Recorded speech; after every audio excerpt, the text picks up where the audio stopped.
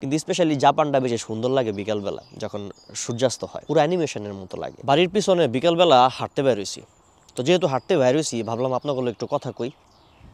কারণ অনেক দিন ধরে আমার পেজে অনেকে ট্রাভেল রিলেটেড ভিডিওগুলো দেখতে পাইতেছেন না। অনেকেই হয়তো চিন্তা ভাবনা করতেছেন কি রে স্যার আগে কি সুন্দর ওর পেজের মধ্যে জাপানে খুব সুন্দর সুন্দর জায়গায় যাইতো, ওই জায়গাগুলোর ভিডিও দিত, ছবি দিত, দেখতাম ভালোই লাগতো, এখন কেন দিতেছে না?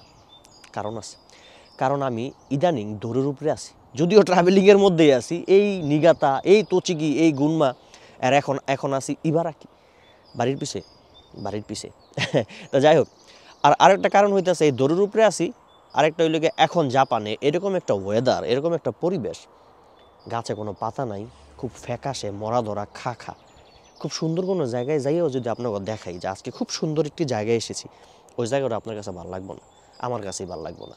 এর লেগে চিন্তা করলাম কয়দিন পরে এমনিও জাপানি স্প্রিং আসতেছে, তখন চেরি ব্লসমের সিজন। চেরি ব্লসম তো সবাই জানেন, সাকুরা। জাপানে যখন চেরি ব্লসমের সিজন আসে, যখন গাছে গাছে সাকুরা ফুলগুলো সব ফুইটা ওঠে, অসম্ভব রকম সুন্দর। আমি এটার লেগে ওয়েট করতেছি। আর যখন পুরোপুরি ব্লসম হইব, ফুল ফুটবো, তখন তো অনেক ব্লগ পাইবেন, অনেক ভিডিও পাইবেন। ততদিন পর্যন্ত অপেক্ষা করেন। আর এই যে আমার যে স্মৃতিচারণ, এই কথাবার্তাগুলি এনজয় করেন, কারণ কন্টেন্ট থামার এখন যাব না, কন্টেন্ট দিতে হইব। এর লেগেই যে আমি দেখেন না স্মৃতিচারণ করি, কথাবার্তা করি, আপনার লাগে ভালোই লাগে আমার। তো আজকে বিকালবেলা ঘর থেকে বাইরে এলাম, তো ভাবলাম এই ট্রাভেল রিলেটেড ব্লগগুলো দিতেছি না কেন, এগুলো একটু আপনাকে বলি, কারণ আমি নিজে একটু ব্যস্ত, গ্রামে গ্রামে ঘুরতাছি আমি। এই যেমন কিছুদিন আগে আসছিলাম বরফে, নিগাতা। এখন এই বরফের জায়গায় যাইয়া, মানে এখন তো মনে করেন যে সারাদিন রাত খালি বরফ পড়তেছে না, আমার তো কখন যাইব না যে আমার এটি ভালো লাগতেছে না। গ্রামে আইয়া যেমন ক্ষেত খামার, এটা তো কখন যাইব না যে আমার ভালো লাগতেছে না। যেইখানে যেই পরিস্থিতি থাকেন না কেন, এটারই শুক্রিয়া আদায় করা উচিত। আর জায়গাটা সুন্দর না হইলেও সুন্দর মনে করে নিতে হইব, তাই না? কারণ আপনি যদি সুন্দর মনে না করেন, আপনি তো ওখানে থাকতেই হইব।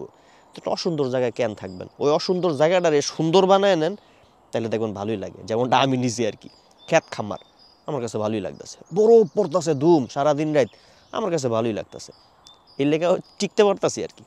তো যাই হোক, বিকালবেলা এই যে সানসেট হইতেছে, কি চমৎকার একটা দৃশ্য। আর জাপানে যখন বিকালবেলা সানসেট হয়, সানসেট তো সব জায়গায় হয়, শুধু জাপানে হয় না, কিন্তু স্পেশালি জাপানটা বেশি সুন্দর লাগে বিকালবেলা যখন সূর্যাস্ত হয়, পুরো অ্যানিমেশনের মতো লাগে আমার কাছে। তো এর লেগে আমার কাছে মনে হয় যে প্রত্যেকটা সূর্যাস্তই আপনাকে দেখাই, কিন্তু প্রত্যেকটা সূর্যাস্ত তো আর দেখাইতে পারুম না। আমি যেগুলি দেখতেছি, আমি যেগুলি এনজয় করতেছি, এগুলো আপনাকে দেখাইতে পারুম। যেমন আজকে বিকালে বাইরে হয়েছি, এই যে ক্ষেত খামারগুলো দেখতেছেন, এগুলোতে এখনও চাষবাস শুরু করে নাই, তবে নিরান শুরু করছে। জাপানিজ চাচারা ট্রাক্টর নিয়ে বাইরে যায়, সব নিরাইতেছে ক্ষেতগুলা। তারপরে এখানে গম বা ধান লাগাইবো, কি লাগাইবো এটা কয়দিন পর আবার আমি নিজেও দেখতে পারবো, আপনাকেও দেখাবো।